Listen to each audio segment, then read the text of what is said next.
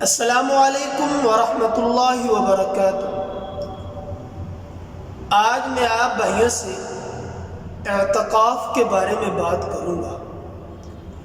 اعتکاف کہتے ہیں مسجد میں اعتکاف کی نیت سے ٹھہر جانا۔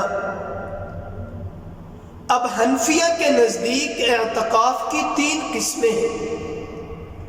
نمبر 1 اعتکاف واجب، نمبر 2 اعتکاف سنت، اور نمبر 3 اعتکاف نفلی۔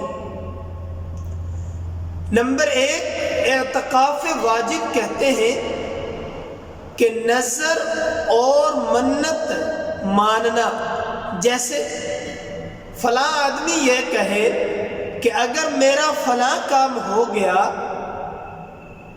تو میں اتنے دن اعتکاف بیٹھوں گا۔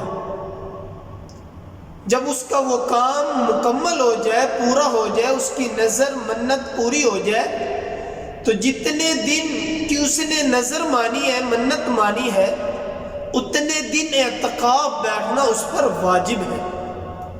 نمبر 2 اعتکاف سنت۔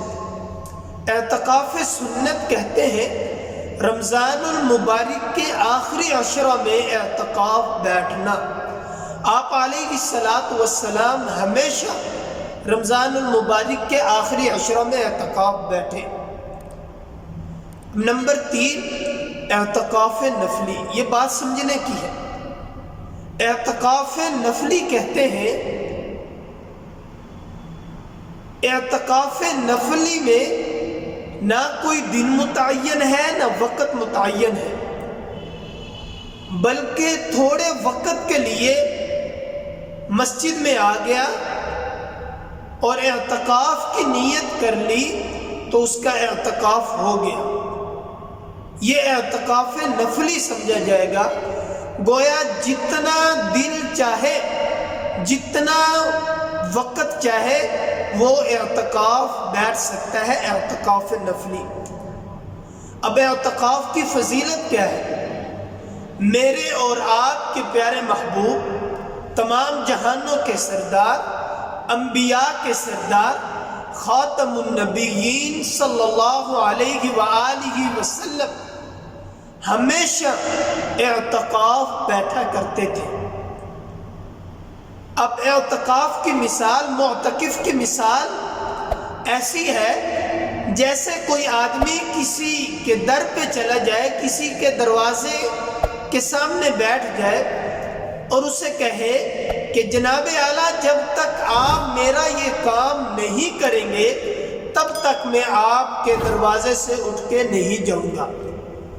تو جب کوئی معتکف مسجد میں اللہ کے در میں آ کے بیٹھ جاتا ہے تو گویا وہ اللہ کو کہتا ہے کہ جب تک آپ میرے گناہوں کو نہیں بخشو گے، میرے رزق میں برکت نہیں ڈالو گے، میری فلاں مراد پوری نہیں کرو گے، تب تک میں آپ کے در سے اٹھوں گا نہیں۔ اب اعتکاف کا فائدہ کیا ہے؟ اعتکاف کا فائدہ یہ ہے کہ آپ علیہ الصلاۃ والسلام نے فرمایا کہ جب کوئی بندہ اعتکاف میں بیٹھ جاتا ہے تو وہ بہت سارے گناہوں سے محفوظ ہو جاتا ہے۔ تو اس لیے رمضان المبارک کے آخری عشرہ میں اعتکاف بیٹھنے کا اہتمام کریں، اور اعتکاف کے اندر جتنا ہو سکے معتکف کو چاہیے کہ وہ قرآن مجید کی تلاوت کرے، آپ علیہ الصلاۃ والسلام کے اوپر درود شریف پڑھے، استغفر اللہ کی تسبیح کرے، کلمہ شریف پڑھے، جتنا ہو سکے اتنی عبادت کرے، اور امت مسلمہ کے لیے دعائیں کرتا رہے۔